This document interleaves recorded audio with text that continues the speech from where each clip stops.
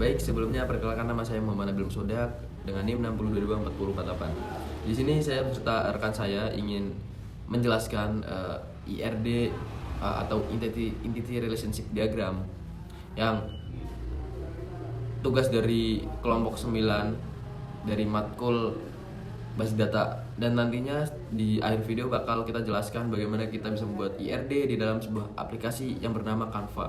Oke, tanpa panjang lebar langsung saja kita masuk ke pembahasan. Dari segi pengertian IRD atau Entity Relationship Diagram, yaitu diagram visual yang menggambarkan entitas atau objek, atribut, sifat entitas, relasi atau hubungan antar entitas dalam sebuah basis data, dan kardinalitas atau jumlah entitas yang terlibat dalam sebuah relasi. IRD bertindak sebagai blueprint untuk merancang struktur basis data dan relasi secara logis sebelum diimplementasikan ke dalam DBMS atau kurang lebih Database Management System. Oke, setelah itu lanjut ke slide berikutnya tentang komponen umum penyusun IRD. Di sini ada empat poin dalam hal komponen umum penyusunannya. Yang pertama yaitu ada entitas atau bisa juga disebut objek nyata atau konseptual yang dapat dibedakan dari objek lain dan memiliki peran dalam sistem basis data. Dan yang kedua yaitu atribut, sifat atau karakteristik yang mendeskripsikan sebuah entitas atau relasi. Dan ketiga yaitu relasi, yaitu hubungan logis antar entitas yang menggambarkan interaksi atau ketergantungan antar entitas dalam basis data. Keempat yaitu yang terakhir kardinalitas, yaitu jumlah entitas yang terlibat dalam sebuah relasi. Baik, setelah itu lanjut ke entitas merupakan objek-objek dasar yang saling terkait di dalam sistem.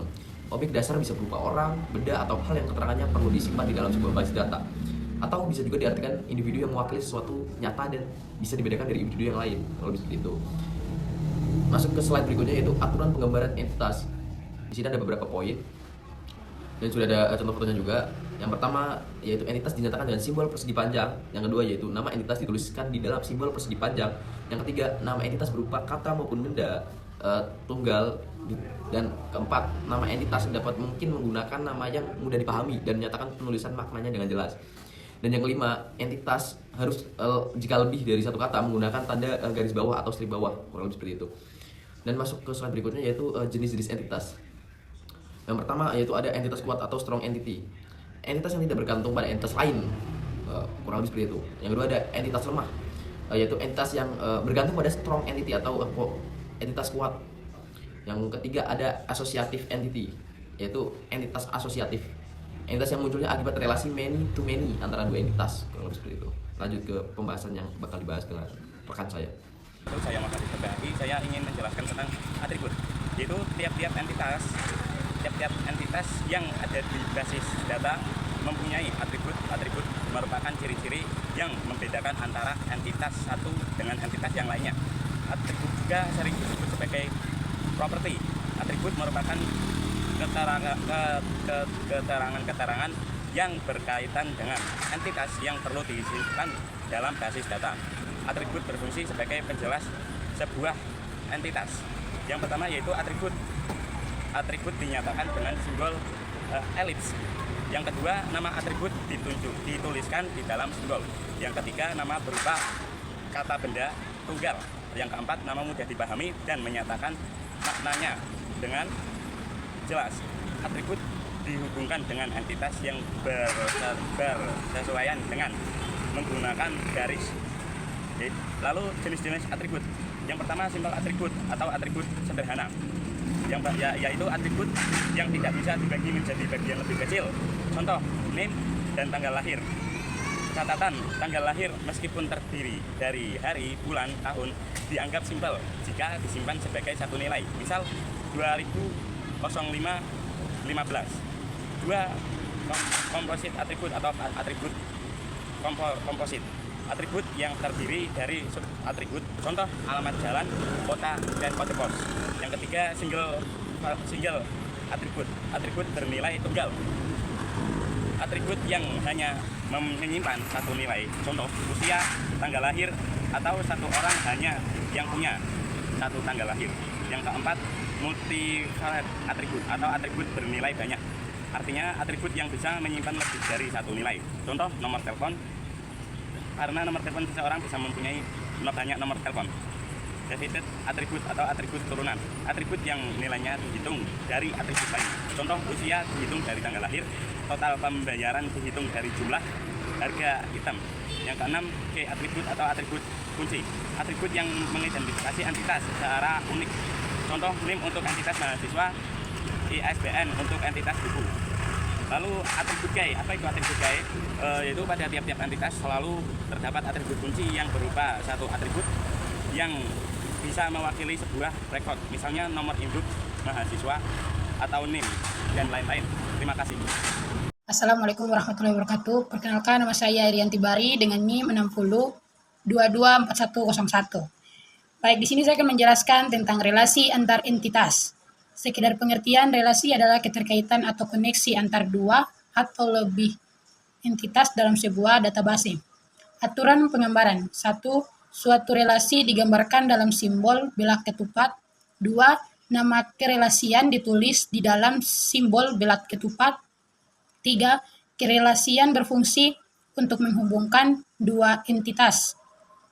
4. Nama kerelasian menggunakan kata kerja aktif tunggal yang diawali dengan awalan me. 5.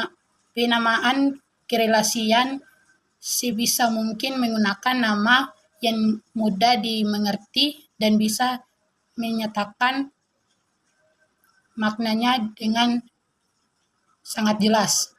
Selanjutnya ada jenis-jenis relationship atau kardinalitas relasi.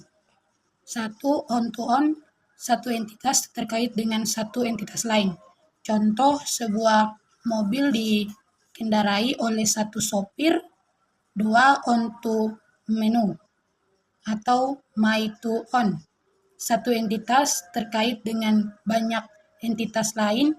Contoh, seorang dosen mengajar banyak mata kuliah, banyak karyawan.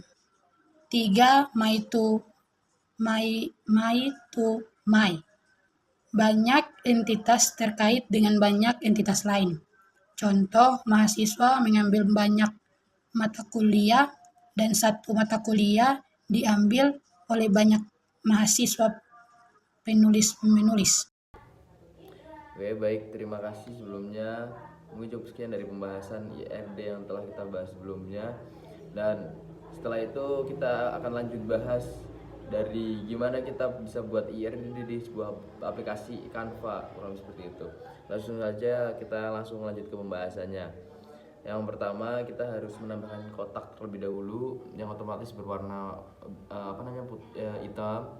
Setelah itu kita langsung dibuat terlebih dahulu menjadi warna putih dan dibuatkan line out hitam yang yaitu garis, dan langsung pencet tanda titik 3 dan pencet yang diagram, aktifkan diagram. Ini masukkan teks di dalam kotakan panjang tadi dan sesuaikan ukurannya. Setelah itu masukkan tanda panah yang tadi telah diaktifkan dan kita buat untuk ke relasinya. Setelah entitas kita udah telah buat, kita langsung lanjut ke relasi. Dan di relasi di sini ada segi 4 yang rada mengkerucut. Di situ kita bisa dibuat seperti tadi, di warna putih dulu, terus dikasih line out juga warna hitam, dan di tengahnya itu tambahkan teks saja.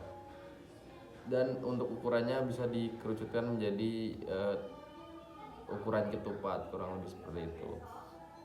Dan bisa digerak arah yang tadi bisa dipencet lagi untuk menambahkan arah. Dan setelah relasi bisa masukkan entitas kedua. Untuk caranya sama kurang lebih dari entitas maupun relasi. Dan lanjut ke arahin lagi menjadi ke atribut, kurang lebih seperti itu. Dan untuk atribut kalian bisa menambahkan bentuk bulat dulu awalnya dan dibuat seperti tadi lagi, yaitu diwarnain putih dulu, terus dikasih line dulu warna hitam, dan di tengahnya dikasih teks dulu. Setelah itu bisa disesuaikan untuk ukurannya menjadi bulat rada melengkung ya, kurang lebih. Dan Setelah itu bisa disesuaikan di arah yang telah dibuat tadi dan sudah jadi kurang lebih seperti itu. Untuk atribut key itu kalian bisa dibuat seperti tadi aja, tapi di teksnya kalian tinggal dikasih line downline di bawah teksnya. Kurang lebih seperti itu. Untuk caranya sama aja sebenarnya. Oke. Dan setelah itu kita bisa menambahkan jenis many to many atau one to many-nya itu dengan cara menambahkan teks, yaitu n ataupun angka 1, kurang lebih seperti itu. Oke, mungkin kurang lebih cukup sekian yang bisa kita sampaikan. Kurang lebihnya mohon maaf dari kelompok 9. Allahumma fiqh lakum terus. Wassalamualaikum warahmatullahi wabarakatuh.